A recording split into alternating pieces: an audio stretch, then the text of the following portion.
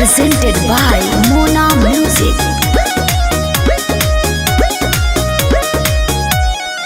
मोदी जी कैल बढ़िया काम काम काम काम अब होते देशवा के नाम नाम नाम नाम।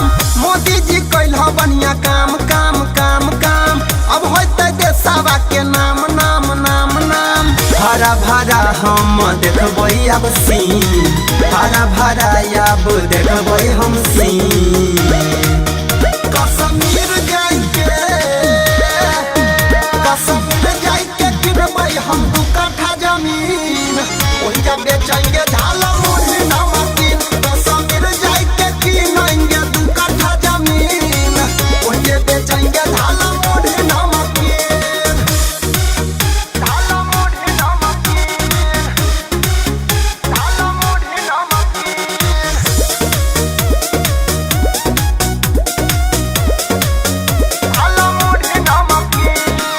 भले हम 2 रुपया कमैबै, बढ़िया से हम वही जे रहबै हो। संगे में रहतै घर वाली हमर, खुशी के जिंदगी बितैबै हो।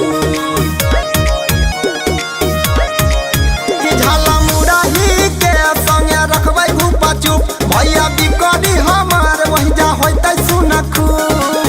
ठेला लगैबै जखने बाज जैतै 3, ठेला लगैबै जखने बाज जैतै 3। कश्मीर जाइके किनबै हम 2 कट्ठा जमीन, ओहिजा बेचेंगे झाला मुढ़ी नमकीन। कश्मीर जाइके किनेंगे 2 कट्ठा जमीन, ओहिजे बेचेंगे झाला मुढ़ी नमकीन।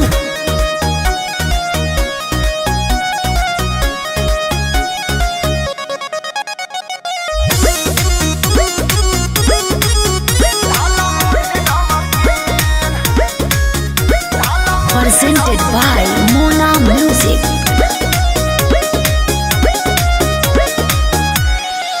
चूड़ा मुरही के संगे में रखबै हम तारी के मेल हो। एकरे कहै छै सब कोई भैया, असली बिहारी के खेल हो। भैया अनिल खैतै पकोड़ा ब्रेड, देबै झटा पटा कराबै नहीं एको रत्ती लेट।